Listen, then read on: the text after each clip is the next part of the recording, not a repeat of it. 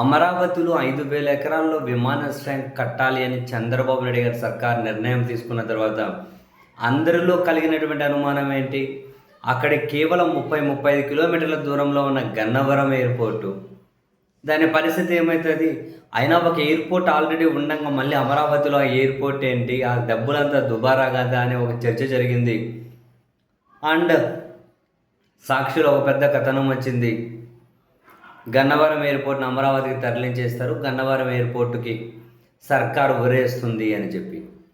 దాని మీద ప్రభుత్వం స్పందించి అవన్నీ నిరాధారమైనటువంటి కథనాలు, అటువంటి వార్తలు ప్రసారం చెయ్యకండి అని చెప్పి ప్రభుత్వం ప్రకటించుకుంటూ అమరావతిలో 5,000 ఎకరాల్లో ఏర్పాటు చేయబోతున్న విమానాశ్రయం అట భవిష్యత్తులో అమరావతిని గ్లోబల్ ఏవియేషన్ హబ్గా, విమానాల మరమ్మతుల కేంద్రంగా తీర్చిదిద్దేందుకు ఉద్దేశించిన దీర్ఘకాలిక ప్రాజెక్ట్ అని, మెట్రో నగరాలు అభివృద్ధి చెందుతున్న రాజధాని ప్రాంతాలలో ఒకటి కంటే ఎక్కువ విమానాశ్రయాలు ఉండడం సాధారణమని ప్రభుత్వం చెబుతూ, ఢిల్లీలో ఇందిరాగాంధీ ఎయిర్పోర్ట్ ఉంది, మళ్ళీ నోయిడా ఎయిర్పోర్ట్ ఉంది, ముంబైలో ఛత్రపతి శివాజీ ఎయిర్పోర్ట్ ఉంది, నేవీ ముంబై ఎయిర్పోర్ట్ ఉంది.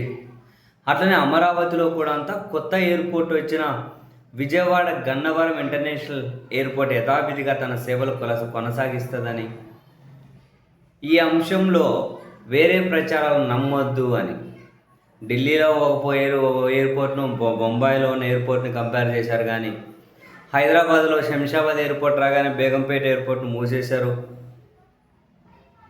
ఆ కోణంలోనే నెటిజన్లు కూడా అనుమానం వ్యక్తం చేశారు. మరి ఇక్కడ ఎయిర్పోర్టు కొత్తది కట్టాలనుకొని ఆల్రెడీ ఉండంగా ఒకటి, ఏకంగా ఢిల్లీ ముంబైతో అమరావతిని పోల్చేసి మెట్రో నగరాల్లో ఇవన్నీ సర్వసాధారణం అని చెప్పడం నిజంగానే ప్రభుత్వం ఎంత అతిశయోక్తి అనే పదానికి మించి ఇంకా ఎక్కువ ఎంత అతిశయోక్తిలో ఉంది, ఎంత ఆశల పల్లకిలో ఊరేగుతూ ఉన్నారు.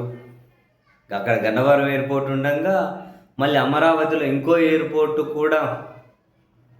సో అంతమంది జనం వచ్చేస్తారా? అది ఎప్పటికి కావాలి? ఇప్పుడు అమరావతిలో ఎయిర్పోర్ట్ కట్టేస్తే అది ఎప్పటికి ఫుల్ అవ్వాలి? ఒకవేళ అది కనుక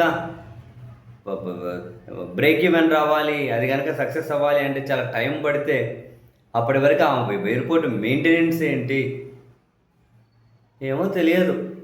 బట్ ప్రభుత్వం మాత్రం గన్నవరం ఎయిర్పోర్ట్ ఉంటుంది, అమరావతి ఉంటుంది, బొంబాయిలో లేదా ఢిల్లీలో లేదా మెట్రో నగరాల్లో కాబట్టి మామూలే కదా. మీరు జనాలు ఇటువంటి కథనాలు ఇటువంటి వార్తలను నమ్మకండి అని ప్రభుత్వం అయితే చెబుతుంది. సరే, జనానికి ఏమర్థమైతే అది నమ్మండి, ఎవరికంగా చేసేది ఏముంది కానీ.